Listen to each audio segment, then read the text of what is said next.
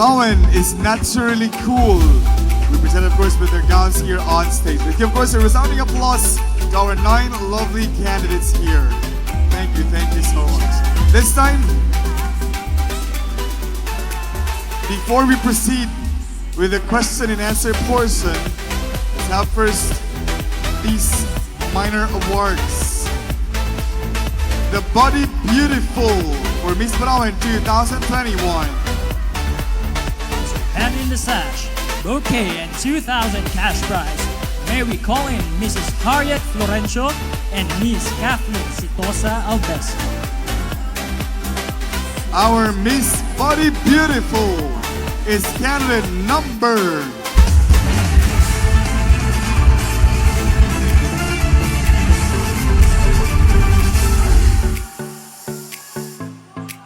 It's candidate number 4.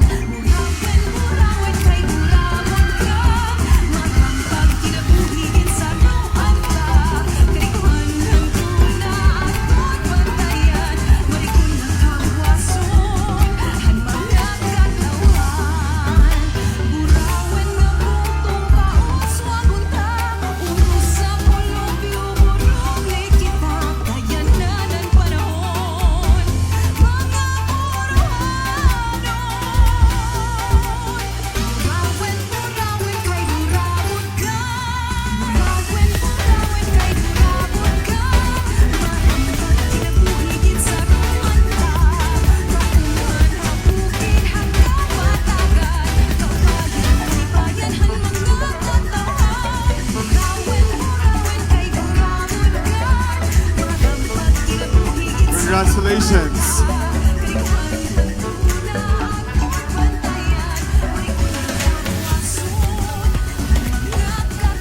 Next up, ladies and gentlemen, is Best in Swimsuit. To hand in the sash, bouquet, and 2,000 cash prize. May we call in Honorable Vincent Inerland and Miss Kathleen Sitosa Albesa.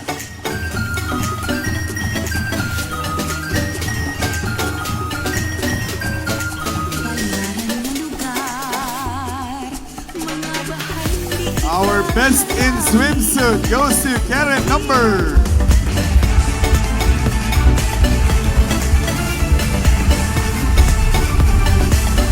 Candidate number 2.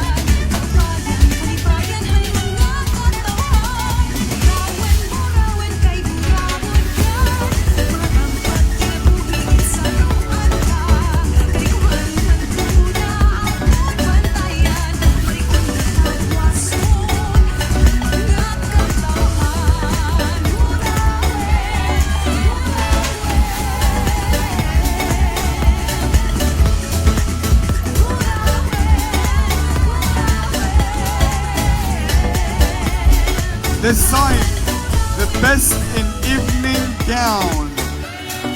To hand in the sash, bouquet, 2,000 cash prize. May we call in Honorable Cipriano Jun Rilatores and Helen Lumahan. Our Best in Evening Gown is candidate number...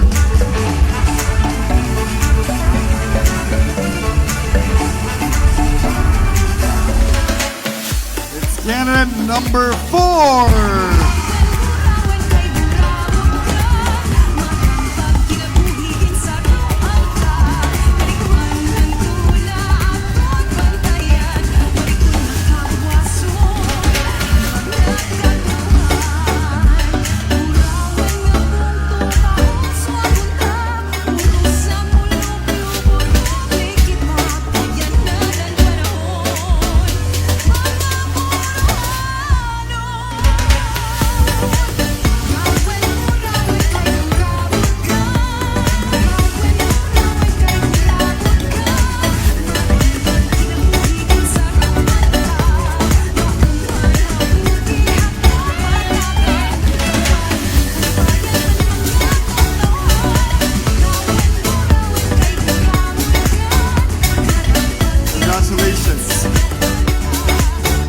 I would like to remind our ladies here on stage that only given 2 minutes to answer the question.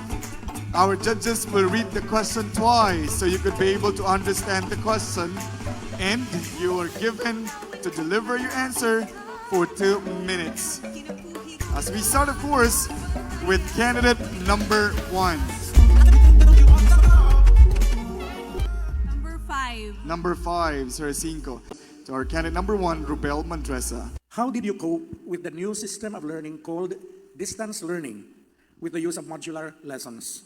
Do you find this beneficial in the teaching learning process? Why or why not? Good evening, everyone. Good evening, judges. For me, it is beneficial because I can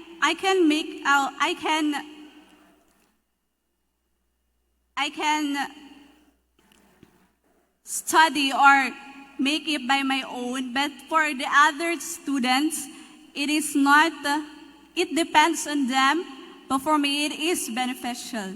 That will be all. Thank you.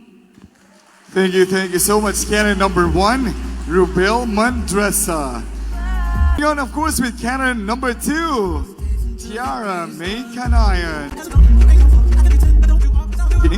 Hi, yeah, you may now, of Good course. evening, sir. Yes, you may have to read the number that you have picked. Number 1. It's number 1, Sir Alcober. Candidate number 2, your question. The number of teenage pregnancies is high, particularly in our region. What, if anything, do you think our government does to lower the number of pregnant teens? Again, the number of teenage pregnancies is high, particularly in our region. What, if anything, do you think our government does to lower the number of pregnant teens, or 20? Thank you so much, sir. Today we experience a global pandemic, and it's one of the causes that brings, or one of the causes which the pregnancy, teenage pregnancy arise. And as an aspiring Miss Burauen, I think the government should focus on educating our teenagers about sex, that they should be educated with proper sex or safe sex. And of course, as an advocate of the youth empowerment, it is better to as an advocate of the youth empowerment, let us give the youth the chance to,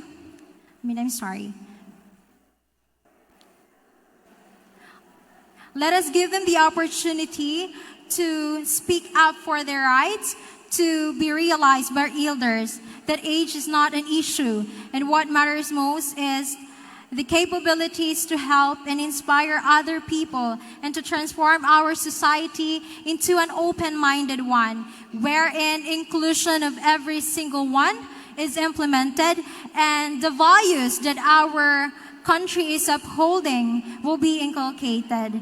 After all, there's nothing wrong with being kind. Thank you.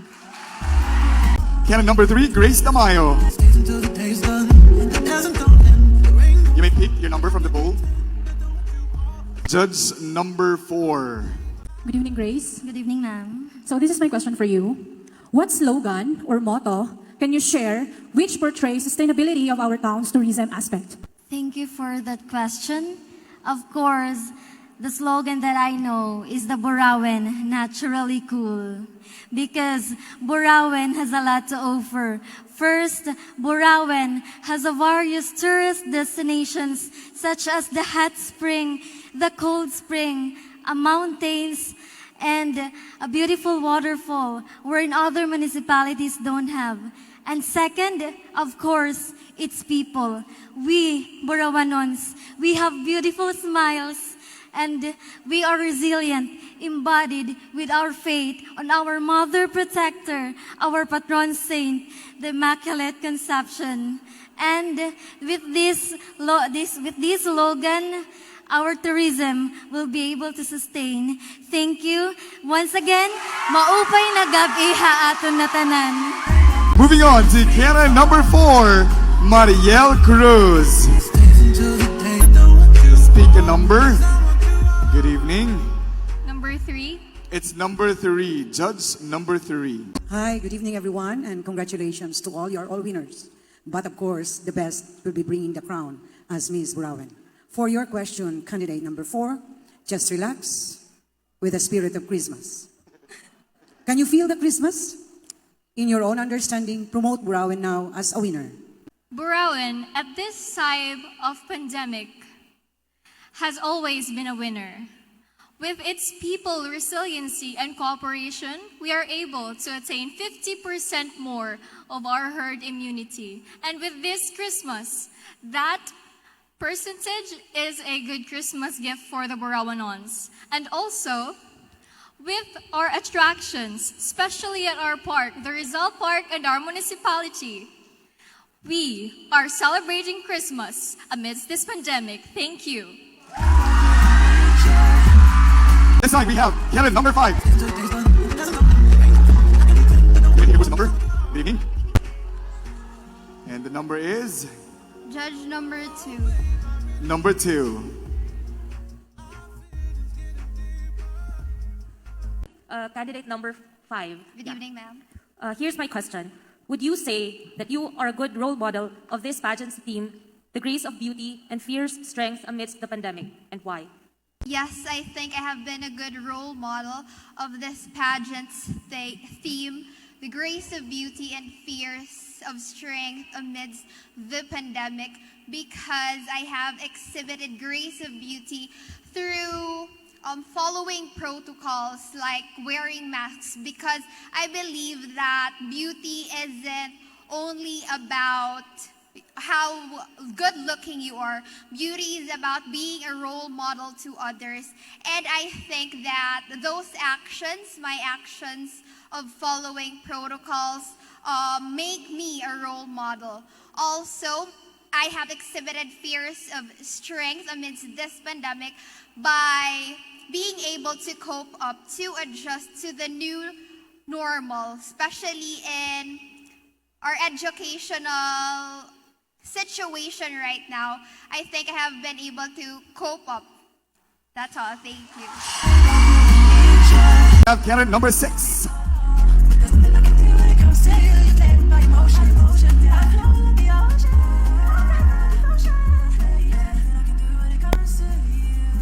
So we have, you have picked already your number, and that number is? I have picked judge number 2. Good evening, candidate number 6. Good evening. Here's my question.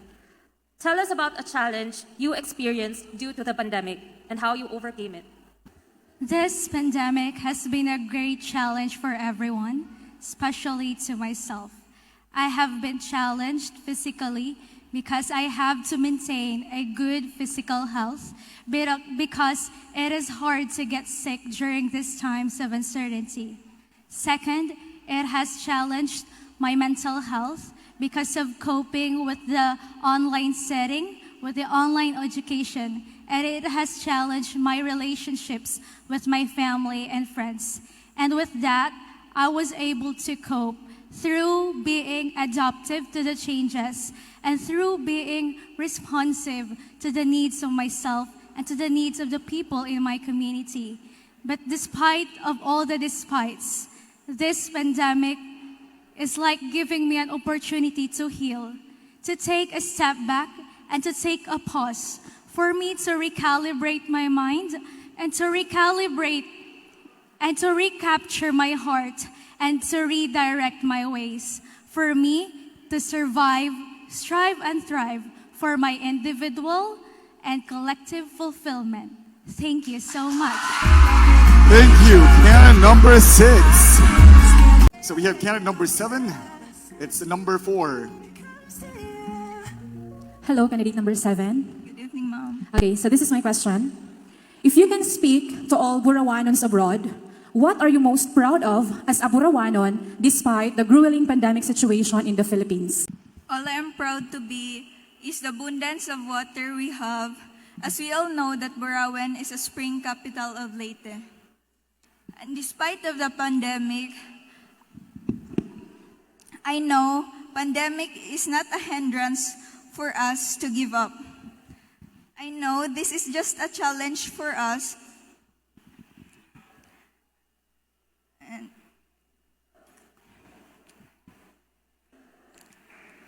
if we hand in hand. I know that we are strong if we are united and we are weak if we are divided. Thank you. Thank you, candidate number 7. Candidate number 8.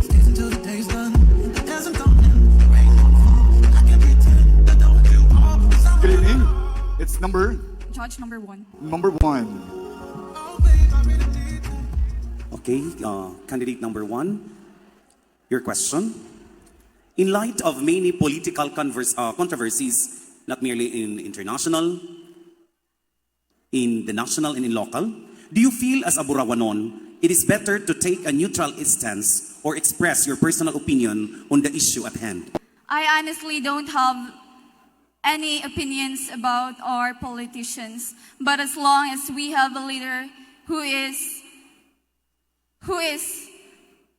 innovative and encourages critical thinking to its constituents, and also as long as he can share to the public, or this leader can share to the public the accountability and transparency, I believe we will have a nation building and good governance. That's all. Thank you. Thank you, candidate number 8. This time we have candidate number 9.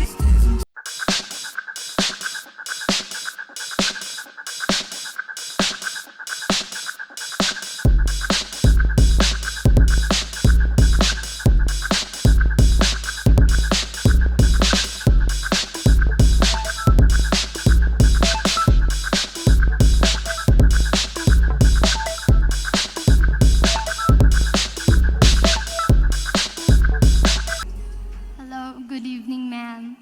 Good evening. The question is this. Tourism is so affected with this pandemic. Do you think you can help your town in promoting it? State your steps or actions to this. Once again, tourism is so affected with this pandemic. Do you think you can help your town in promoting it? State your steps and actions to this. Thank you so much for that question. The large risk of pandemic has been very underestimated, and one of the underinvested sector in our society was the tourism.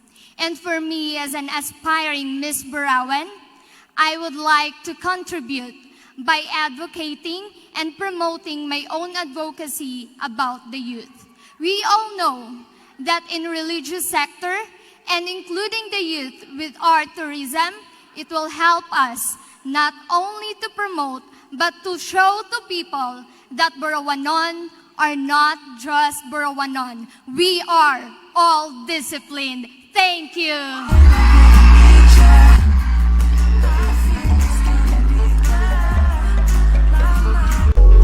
Our Miss Burauen 2021 second runner-up is it's candidate number 5.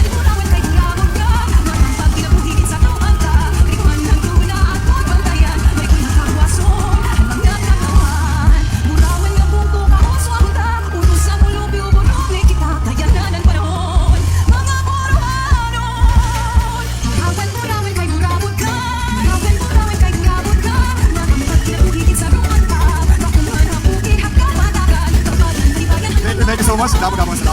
Congratulations. Next up, ladies and gentlemen, is Miss Burauen 2021 first runner-up.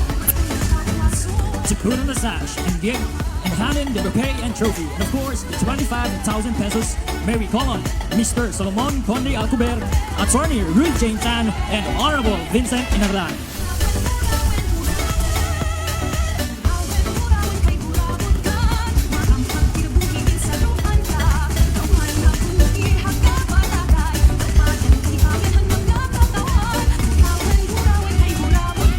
Congratulations, candidate number 4.